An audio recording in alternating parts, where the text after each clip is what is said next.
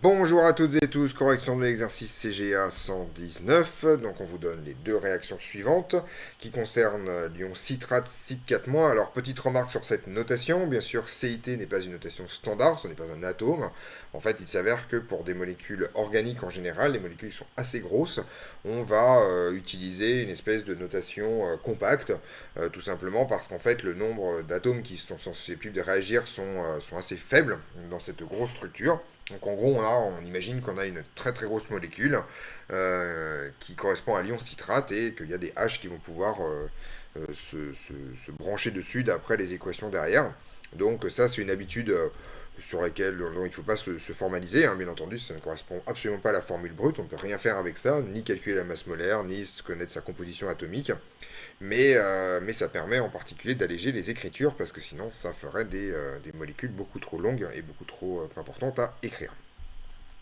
Après ce mot de prudence, on vous donne deux équations bilan. La première, vous avez une espèce H-cite 3- qui réagit avec l'eau pour donner donc l'ion citrate précédemment cité, et H3+.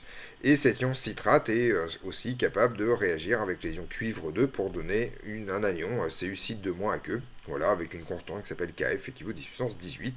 Et on vous demande de déterminer la constante de la réaction formant le complexe CuCite 2-, donc ce truc-là en tant que produit, puisqu'on veut le former, à partir de H-cite 3-, c'est-à-dire ici.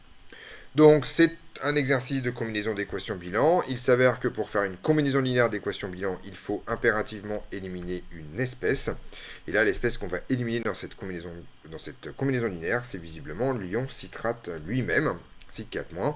Et en fait, il s'avère que là, c'est relativement simple. Si je multiplie celle-là par 1 et celle-là par 1 avant de faire la somme des deux, on voit que les ions cite 4- vont disparaître.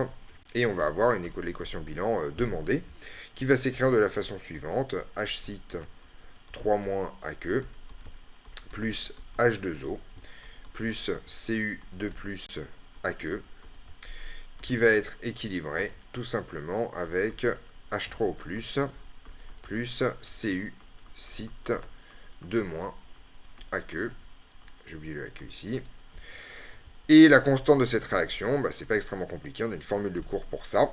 Ça sera tout simplement K4 à la puissance 1 multiplié par Kf à la puissance 1, c'est-à-dire tout simplement K4 multiplié par Kf.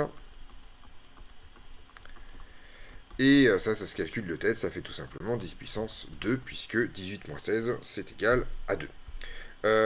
C'est terminé pour cet exercice, qui était relativement simple. On se retrouve dans d'autres vidéos pour d'autres corrections.